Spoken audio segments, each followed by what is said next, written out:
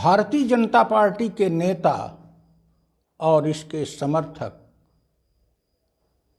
तथा तथाकथित अंधभक्त जब तर्क नहीं कर पाते, जब सरकार की उपलब्धियां नहीं बता पाते, तो बीजेपी के पहले की सरकारों को दोषी ठहराते हैं। चलो हम मान लिया वो दोषी हैं, और अगर वो पूरी तरह से अच्छे होते तो तुम आते क्यों? कुछ कमी उनमें थी। लेकिन अगर वो पापी हैं तो क्या आपको भी पाप करने का सर्टिफिकेट मिल गया? और वो पापी थे, कम पाप किया या ज्यादा पाप किया, तो उनको हमने हटा दिया। अब तुम उनका कई गुना ज्यादा पाप कर रहे हो तो तुमको केवल हटाया नहीं जाएगा, तुम्हारी क्या दुर्गत होगी कि तुम 50 साल नहीं आ पाओगे। ये लोकतंत्र है, जनता की ताकत है। कांग्रेस ने पाप किया इसका मतलब ये नहीं कि बीजेपी पाप करे।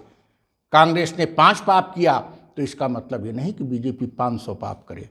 और हम सारे अंधभक्तों को बीच से हमारा वो है कि वो बहकावे में आ गए हैं, भ्रमित हैं।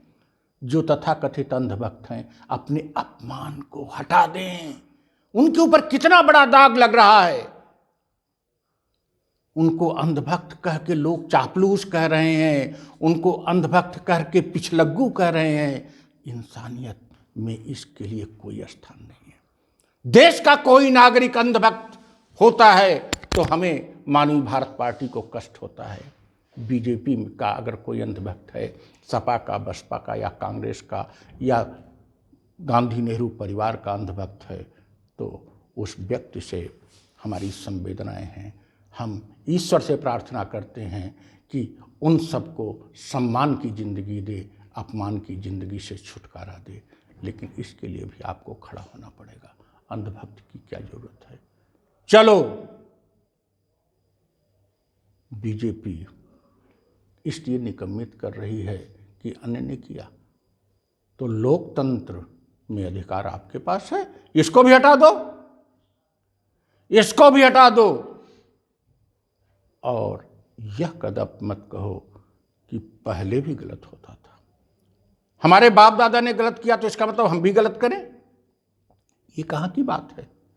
आज हम सभ्यता के युग में 21वीं शताब्दी में जी रहे हैं, मानवीय युग में जी रहे हैं, स्त्री पुरुष समानता के युग में जी रहे हैं, समाजवाद समावेशी विकास के युग में जी रहे हैं, पंथ निरपेक्षता के युग में जी रहे हैं, लोकतंत्र में जी रहे हैं। न अब राजतंत्र है, न धर्म युक्त राष्ट्र है, और न ही पुरुष का वर्चस्व है। आज स्त्री पुरुष बराबर है। आज समस्त नागरिकों को भारतीय संविधान गरिमामय मर्यादित जीवन जीने का अधिकार देता है। ऐसे में अंधभक्त आपको हम नहीं कहते, अगर लोग कहते हैं तो इस दाग को मिटा दो, इस दाग को मिटा दो। किसी की कही गई बात को जबरदस्ती सिद्ध मत करो कि आप उसके समर्थक हो। 21 साल की उम्र के बाद, या यूं कहें 18 साल की उम्र के बाद, अगर पिता भी आप गलती करता है तो आप उस अन्याय के खिलाफ खड़े हो जाओ। यही पुरुषत्व है, यही मर्यादा है, यही भारतीय संस्कृति है, यही न्याय है, यही युवापन है, यही क्रांतिकारिता है। आज के नौजवान कांवरिया लेके चलने के लिए नहीं है।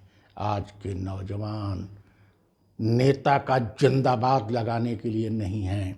आज के नौजवान रैलियों की शोभा बढ़ाने के लिए 200 रुपए लेने के लिए नहीं हैं। आज के नौजवान को शिक्षा चाहिए, नैतिक शिक्षा चाहिए, उसको रोजगार चाहिए, और इन सब से बढ़कर गौरवपूर्ण जीने का अधिकार चाहिए। संविधान ने दिया है, तुम उसको रोकना चाहते हो, हम रोकेंगे नहीं। नौजवान का हक दिला के रहेंगे और अंधभक्त के युग को समाप्त करके रहेंगे।